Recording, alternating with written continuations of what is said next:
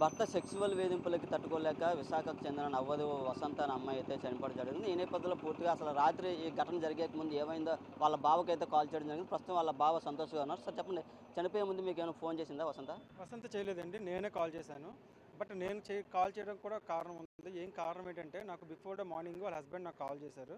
Morning around 7:50, 7:30, 7:15, 7:20 ఆ టైంలో అరౌండ్‌లో call చేశాడు.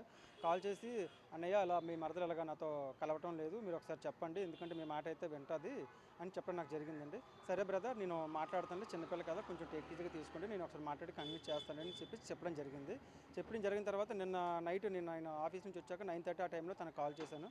కాల్ చేసి ఏం చేస్తున్నావమ్మా ఏంటంటే ఏం చేయలేదు బావ ఖాళీగా ఉన్నాను బార్లీ తాగుతున్నాము అని చెప్పడం జరిగింది. నెక్స్ట్ ఏంటంటే మీ అత్తగారు అది మీ మామగారు ఎలా ఉన్నారమ్మంటే అత్తగారేమో వాళ్ళకి క్యాంప్ వెళ్ళారు, కాశీ వెళ్ళారు, మామగారు మండపంలో ఉన్నారు, మేము ఇద్దరం ఉన్నాము అని చెప్పడం జరిగింది.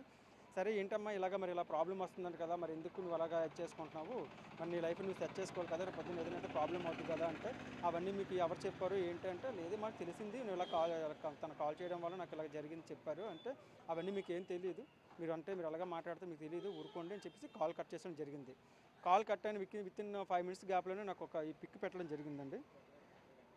ఈ హిమాలయ కాన్ఫిడెంట్ అని చెప్పేసి ఈ పిక్ పెట్టడం జరిగింది.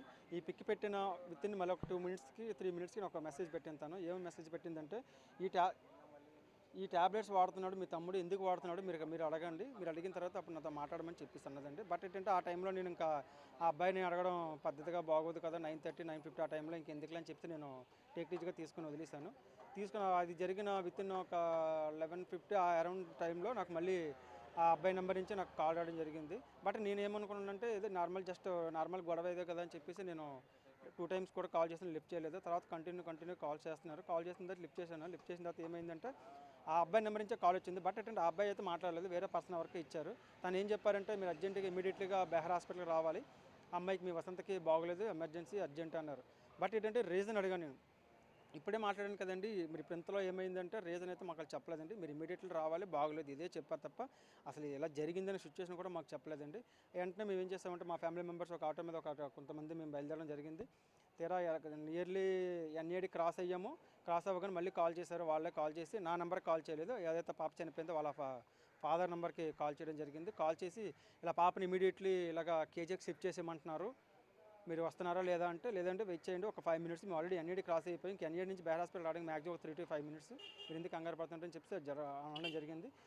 ఇమీడియట్లీ మేము హాస్పిటల్ రీచ్ అవ్వగానే అప్పటికే ఆల్రెడీ చాలా మెంబర్స్ ఉన్నారు, నెక్స్ట్ పోలీస్ డిపార్ట్మెంట్ అందరూ కూడా ఉన్నారు. వాళ్ళు మేము అడగడం జరిగింది, సార్ ఏం జరిగింది ఏంటంటే అప్పుడు చెప్పారండి మాకు అమ్మాయి చనిపోయింది అని. అంతవరకు కూడా మాకు అమ్మాయి చనిపోయిందనే విషయం మాకు ఎవ్వరు కూడా ఇన్ఫామ్ చేయలేదు.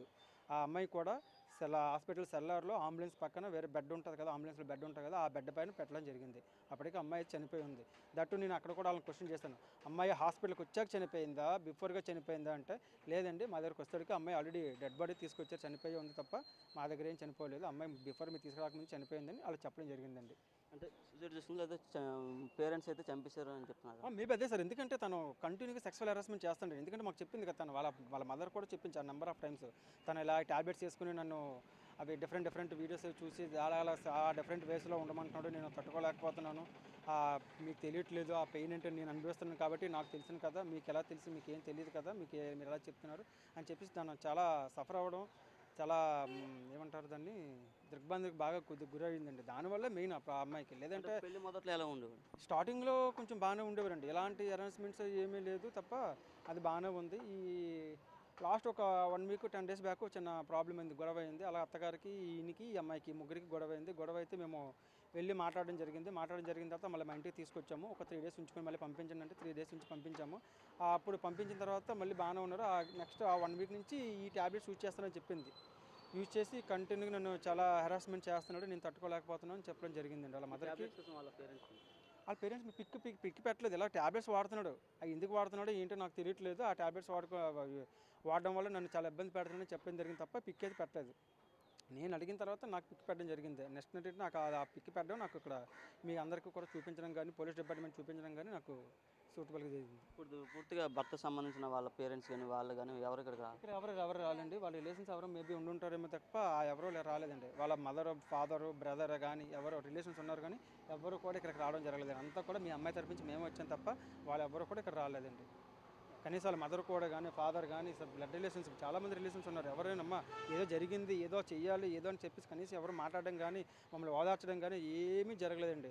వాళ్ళ మట్టుకు వాళ్ళు ఉన్నారు, మా మట్టు మేము చేస్తున్నాం తప్ప కనీసం ఒక ఓదార్పు ఇప్పుడు ఏదో జరిగింది ఏదో అని చెయ్యండి అని చెప్పేసి ఒక చిన్న ఏమీ లేదండి. అసలు మినిమం ఒక రెస్పాన్సిబిలిటీ లేదు. అబ్బాయి ఏం చేస్తారంటే నాయుడు తోట దగ్గర కృష్ణాద్రి కళ్యాణ మండపం లీజు తీసుకున్నాడండి. లీజు తీసుకుని ఈ అబ్బాయి రన్ చేస్తున్నాడండి. ఈ అమ్మాయి కూడా అందులోనే ఇవి ఏమైనా ఈవెంట్స్ ఉంటే ఈ అమ్మాయి చూసుకునేది అంతా కూడా. వాళ్ళ బావ సంతోష్ అయితే చెప్తున్న పరిస్థితి పూర్తిగా అబ్బాయి శారీరకంగా అలాగే మానసికంగా హింసించేవాడు, అలాగే నిత్యం వీడియోలు చూస్తూ పూర్తిగా ట్యాబ్లెట్లు వాడుకుని నన్ను ఘోరంగా హింసించేవాడు అనేది చెప్తున్న పరిస్థితి. పూర్తిగా అయితే మాకు న్యాయం చేయాలని వాళ్ళ పేరెంట్స్ కానీ అలాగే బావగారు కానీ పూర్తిగా డిమాండ్ చేస్తున్నారు. Camera person Ajay Naidu, big TV 7.